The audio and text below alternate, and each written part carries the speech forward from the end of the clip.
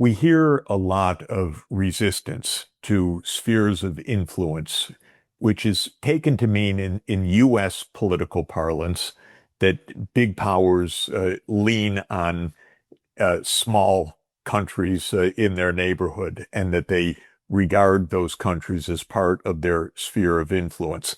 By the way, the United States does that nonstop, but it criticizes any other power that would do the same as the United States does. And the claim from the US and European side is that Russia is trying to insist on a sphere of influence in Eastern Europe and especially in Ukraine right now, and that is illegitimate. My point is something else, and that is that what Russia has been saying, and I think consistently for 35 years, is that what Russia is concerned about is not interfering in the internal affairs even of Ukraine, much less Central and Eastern Europe, but not having Russia's own security threatened by the encroachments of the United States into its near neighborhood. This is completely different. What Russia is saying is that there needs to be a geographic sphere around Russia that protects Russia against U.S. missile systems, the U.S. military, the U.S. CIA operating freely to destabilize or to overthrow the Russian government, which is a stated aim, after all, of the CIA for decades. And what Russia is saying is there needs to be space between us and you, and Ukraine is that space. So there are two interpretations of what Russia is doing in Ukraine. One interpretation is Russia is trying to recreate its empire, either formally or informally, and that it regards Ukraine as part of its sphere of influence. And I think that this is wrong factually, and it certainly is not what Russian leaders have been saying since 1990 and 1991, which is that they do not want the United States threatening Soviet and then Russian security by putting U.S. weapon systems, missiles, military bases on the Soviet border when it was in 1990 under discussion, and on the Russian border since the end of the Soviet Union in 1991. Now, I therefore propose that we distinguish very clearly, analytically, in practice, in treaties, the concept of a sphere of security that is a legitimate claim, not only legitimate, completely prudential claim of a big power not to have other major powers right on their doorsteps with military or other security agency means that could be first strike capacity, decapitation strikes, or subversion, covert regime change operations, and that big powers sensibly declare a sphere of security around themselves in which other great powers should not tread. Now, I have to say this idea, and I distinguish that from spheres of influence in the pejorative sense that it is widely used, at least in US and European political parlance, to mean that Russia should not own and operate Ukraine as a vassal state or other states in the neighborhood, and Russia should not be allowed to claim a sphere of influence over its neighborhood because those countries don't want that kind of internal interference. again, I want to state without question, the United States interferes directly throughout the Western Hemisphere in the latter sense, in the sense of a sphere of influence. It repeatedly overthrows governments, subverts governments. It has just put a bounty on the head of the president of Venezuela. It has warships in Venezuelan waters. It has threatened Panama. It repeatedly subverts the internal affairs of Western Hemisphere countries and of countries in other places. So even when the United States objects to any claim that Russia has or seeks a sphere of influence, it's hypocritical.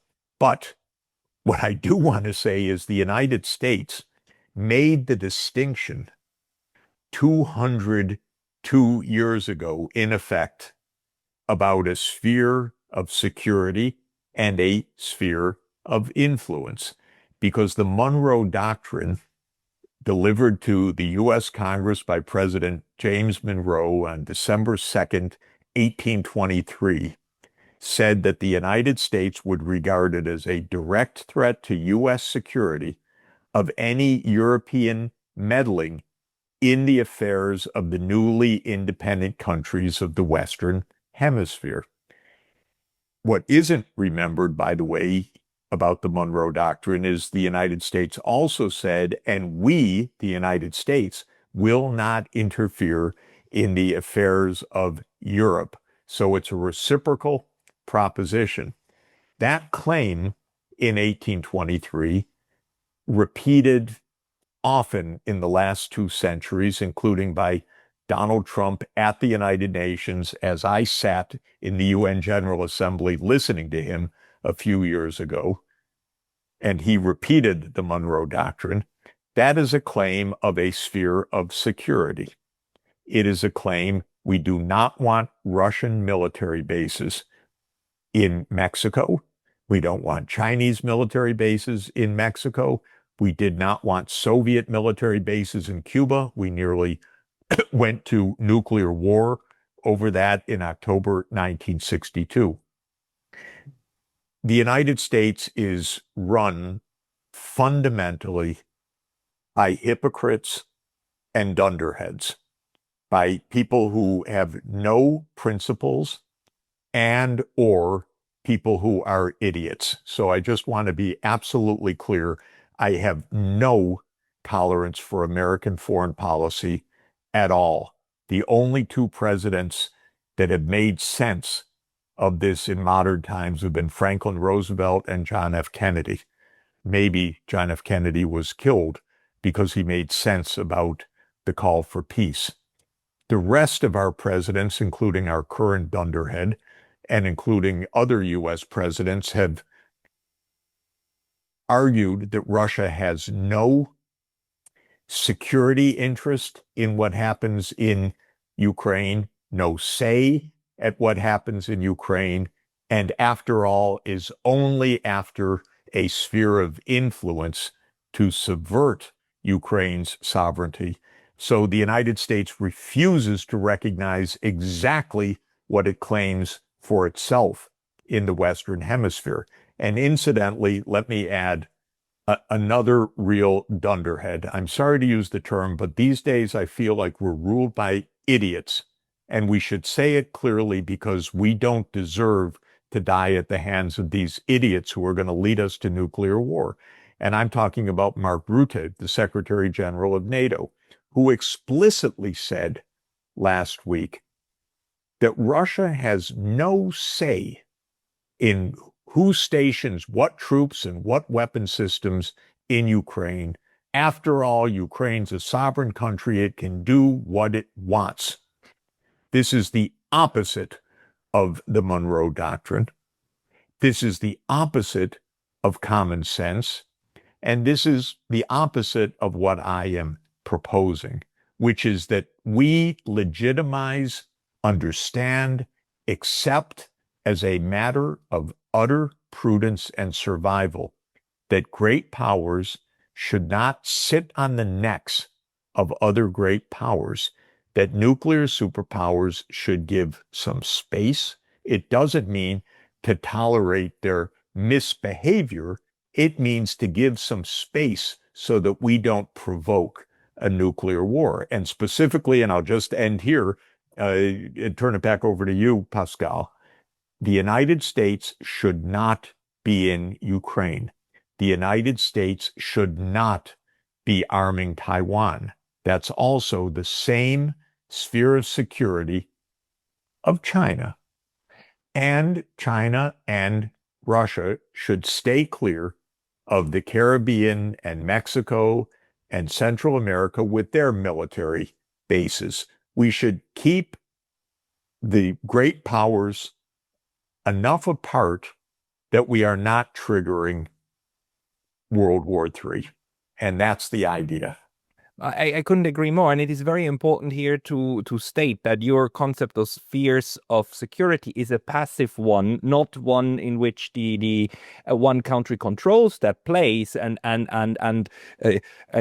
decides its affairs, but one in which that place passively contributes to the security of one and the other state. And very importantly, the people who deny this right to Russia, or who deny that Russia should have something like that in Ukraine, are the people who are not only in favor of a sphere of interest for the United States, they are in favor of the next step, which is a fear of interference for the United States. The United States is allowed to interfere in the internal affairs of Ukraine in order to help Ukraine, whatever it is that you want to put there. And the Maidan and so on, of course, are just ways of the US and the West to help Ukraine in order to be, in the end, a subservient vassal state, of course, that is run by the CIA, right? The CIA and the US military is still now in Germany, top-level generals still running a good part of the war against Russia through Ukraine. So Ukraine is not only just the sphere of interest where just the US says what it would like to happen, it's where it implements its policies. And the opposite of that is what you're proposing. And one more thing, the spheres idea is, of course, one in which you have centers, power centers, and around them emanate these spheres, and the place where the spheres meet should be passive in order to create stability between them. So we are closer to a concept of suzerainty and how sovereignty then interacts in these different spheres than we are to clear cut, here my border starts and here's yours. It's this appreciation that security is a reciprocal identity, right? That depends on each other and not just on one or the other side.